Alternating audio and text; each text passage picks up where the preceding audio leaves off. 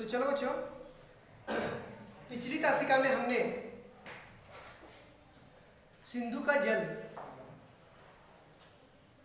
किसी से ये नहीं पूछता कि वो हिंदू है या मुस्लिम है, वो सबको अपना जल बराबर प्रदान करता है। इसके आगे का जो हिस्सा है वह हिस्सा आज हम इस तासिका में पढ़ेंगे। तो चलो निकालो पन्ना नंबर 54, उंगलियां रखो। मैं तो सबका हूं और जी भर के पिए, छोटी छोटी सांस्कृतिक नदियां दौड़ी दौड़ी आती है, मुझ में सभ्यताएं समाती है। पहले मैं पढ़ रहा हूं, इसका मैं विस्तृत से अब इसके बाद अर्थ बताऊंगा। मुझ में सभ्यताएं समाती है और घुल मिल जाती है, लेकिन क्या बताऊं और कैसे कहूं। सिंधु का जल हमें बता रहा है, वो और एक बात बता रहा है। क्या बता रहा है? सिंधु का जल बता रहा है, लेकिन क्या बताऊं और कैसे कहूं। कौन सी बात? देखिए, कभी कभी बहता हुआ आता है लहू। लहू का मतलब है खून, रक्त। जब मेरे घाटों पर खनकती है तलवारें, गूंजती है टापे, होते हैं धमाके और शहीद होते हैं रण बांकुरे बांके। ठीक है, यहां तक पहले हम पढ़ लेते हैं। तो सिंधु का जल हमें ये बताता है कि मेरा जल सबके लिए है, मेरा जल सबके लिए है।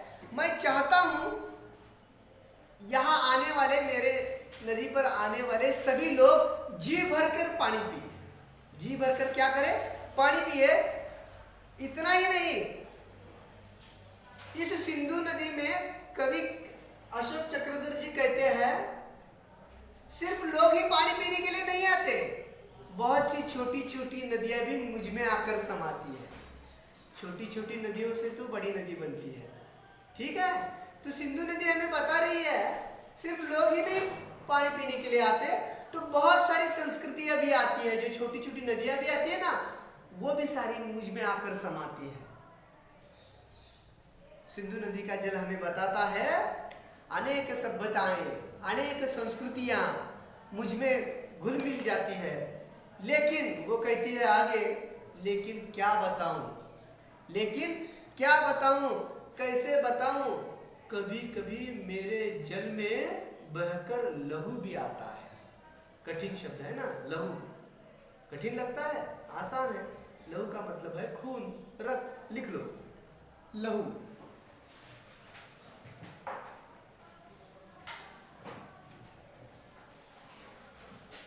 लहू का मतलब है, लिखो, लहू का मतलब है रक्त।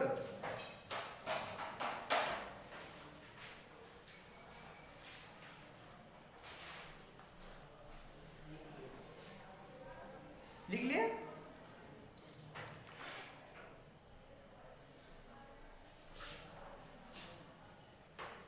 हाँ, तो चलो, सिंधु का जल हमें बताता है, कैसे बताऊं, क्या बताऊं। कभी कभी मेरे जल में क्या बहकर आता है? खून बहकर आता है। क्यों खून बहता है? वो आगे बताते हैं। जब मेरे घाटों पर, नदी का जो घाट होता है ना, उस घाट पर जब खनकती है तलवारें, जब युद्ध होता है ना नदी के घाट पर, तब तलवारों की आवाज निकलती है। तो सिंधु का जल कहता है कि जब मेरे घाट पर युद्ध होता है, तलवारें खनकती है, तब क्या होता है? बहुत सारे योद्धा मारे जाते हैं। ठीक है, तो उनका खून बहकर मेरे जल में आता है, तो उनका खून बहकर मेरे जल में आता है। गूंजती है टापे। टापों का मतलब है जब युद्ध में घोड़ों का इस्तेमाल किया जाता है, हा? तो घोड़ों की आवाज, घोड़ों के पैरों की आवाज जब जमीन पर पड़ती है ना, तो जो ध्वनि निकलती है, तो उसे टापे कहते हैं हिंदी में। समझ में आ रही कि नहीं बात? टापे का मतलब क्या है? जब युद्ध में घोड़ों के पैरों की जो ध्वनि निकलती है, उसे हम टापे कहते हैं हिंदी में। लिखो, टापे। इसका मतलब है युद्ध में निकलने वाली ध्वनि। मैं थोड़ा रुकता हूं, लिखो। कठिन लग रहा है ना तो लिखो। टापे का मतलब है युद्ध में घोड़ों के पैरों से निकलने वाली ध्वनि, यानी टापे कहते हैं। कोई बता सकता है क्या घोड़ा जब चलता है तो उसकी पैरों की आवाज कैसे आती है? हाँ बताओ। हाँ बहुत सही बताया, बहुत अच्छे, हाँ बहुत अच्छे। तो समझ रहे ना,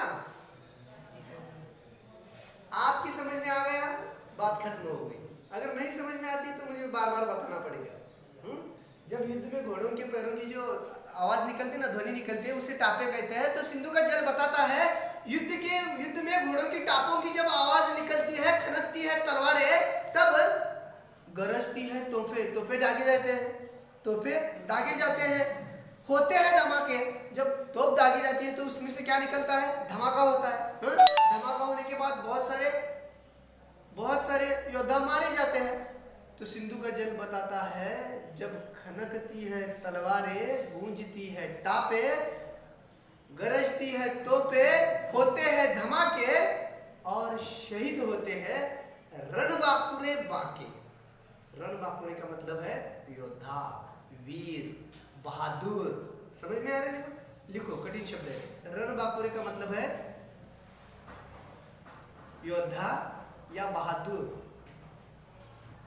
रणबांकुरे,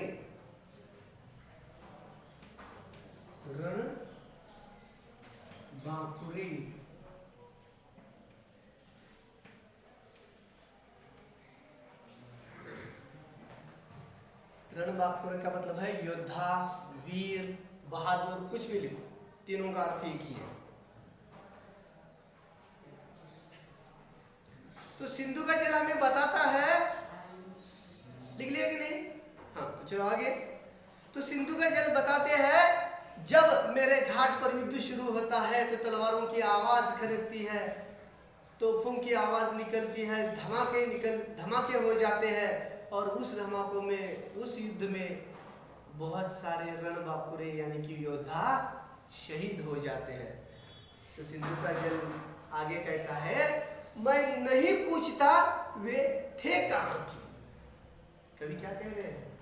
सिंधु का जल किसी को नहीं पूछता कि तुम किस क्षेत्र से आए हो और यहाँ क्यों युद्ध कर रहे हैं।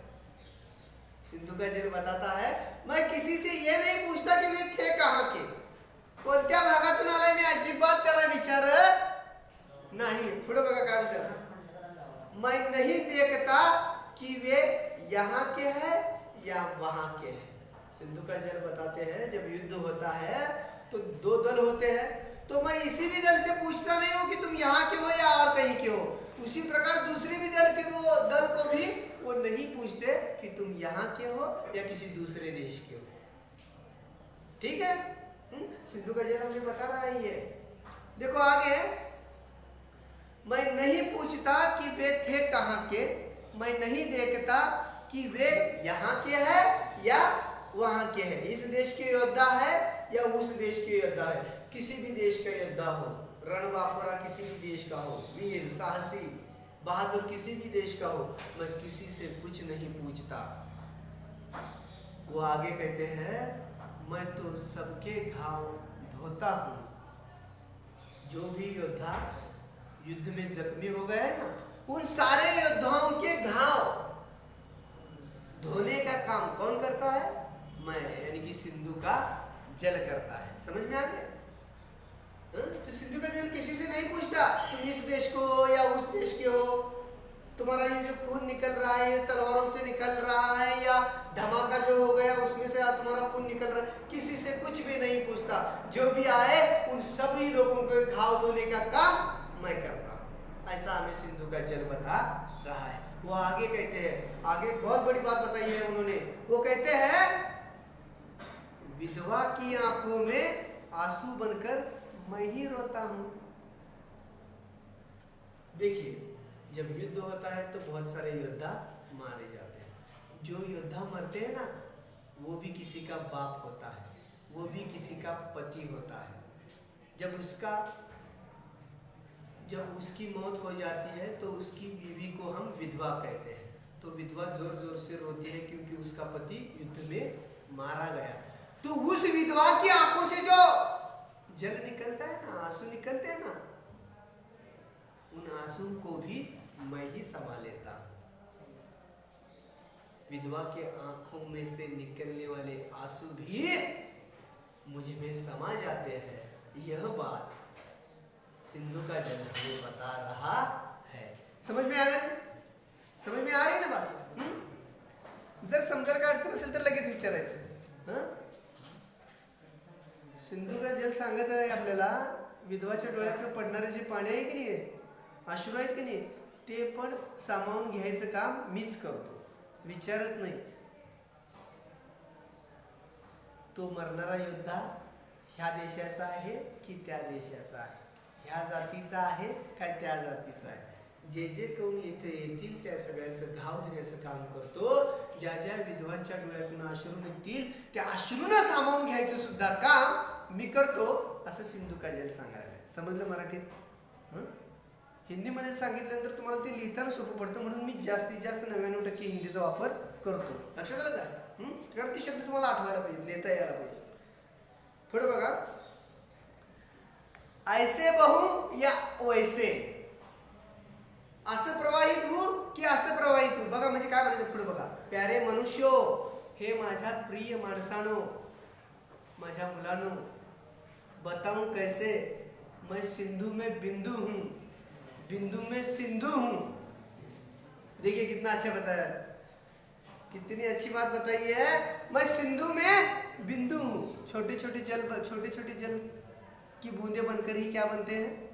छोटी छोटी नदियां बनती है, छोटी नदियों से बड़ी नदी बनती है।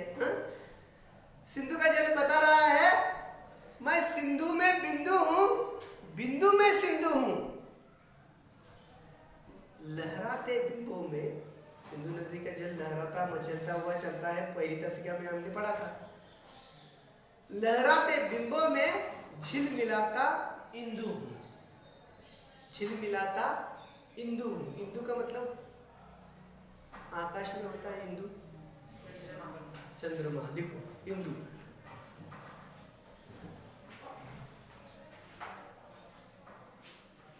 कोई जल्दी नहीं है, धीरे लिखो।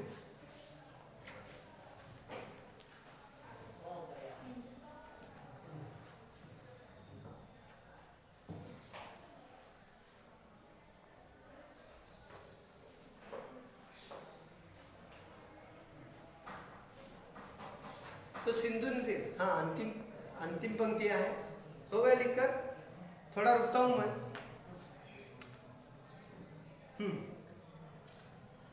तो सिंधु नदी का जल बता रहा है, हे प्यारे मनुष्यों, मैं कैसे भी बहूं, मैं सिंधु नदी हूं और मेरे लहराते जल में इंदू अपना प्रतिबिंब दिखाता है। चंद्राचं प्रतिबिंब कशात पडतंय? सिंधू नदीमध्ये पडतंय, असं ते शेवटला जाताना ते सांगत आहे। झिलमिलाता इंदू, म्हणजे तुम्हाला चंद्र हल्ल्यासारखा दिसतोय, वर खाली केल्यासारखं दिसतोय, बरोबर आहे काय? तो सिंधु नदी का जल हमें बाद में अंतिम परिषद में ये बताता है, मैं सिंधु में बिंदु हूँ और बिंदु में ही सिंधु हूँ। और ऐसे लहराते जल में कौन अपना प्रतिबिंब दिखाता है? चंद्रमा अपना प्रतिबिंब दिखाता है। देखो छात्रों, मैं फिर से एक बार इस कविता के बारे में पहला पन्ना निकालिए, पन्ना नंबर 53, सिंधु का जल। तो पहले हमने पढ़ा था कि पहले परिच्छेद में हमने पढ़ा था कि मैं निरंतर गतिमान हूँ और गतिमानता ही सिंधु नदी की पहचान है। आपने बताया था कि सिंधु नदी के जल में कल कल की स्वर की ध्वनि है। धरती पर मनुष्य का उदय मेरे ही तटों पर हुआ था, ऐसा हमने पहले पढ़ा था पहली तासिका में। तो अब आपको क्या करना है, सिंधु नदी का जल, ये जो नई कविता है, इसकी विधा कौन सी है? नई कविता। नई कविताओं में से अशोक चक्रधर स्वामी जी ने हमें इस कविता के माध्यम से भारत की सभ्यता, भारत की संस्कृति, इंसानियत, सर्वधर्म समभाव, पर दुख, ये जो मानवीय गुण है, ये जो मानवीय गुण है, इन सारे गुणों के बारे में अशोक चक्रधर जी ने इस नई कविता विधा में सिंधू जल के माध्यम से हमें बताया है. लक्षात आलं का नाही? सिंधू नदीचं पाणी आहे, याच्या माध्यमातून माणसाच्या अंगातल्या गुणांच्या बद्दल, मानवीय गुणांच्या बद्दल अशोक चक्रधर स्वामींनी वेगवेगळ्या परिच्छेदातून आपल्याला माहिती दिलेली आपल्याला दिसून येते. आता या कवितेबद्दल, अब इस कविता के बारे में अगर किसी शब्द को लेकर, किसी पंक्ति को लेकर अगर आपको कोई आशंका हो तो आप मुझसे पूछ सकते हो, नहीं तो आज की जो तासिका है आज हम यहीं पर खत्म कर देते हैं. कोई आशंका हो तो बताइए. नहीं है ना? हाँ, अगर है तो बताइए. ठीक है. अब हम क्या करेंगे, फिर से एक बार इसके बारे में आवृत्ती लेंगे. अजून एकदा उजळणी घेऊया. पण आज आपण इथंच शिकवण्याचं जे आहे त्या काम आज आपण इथंच थांबूया.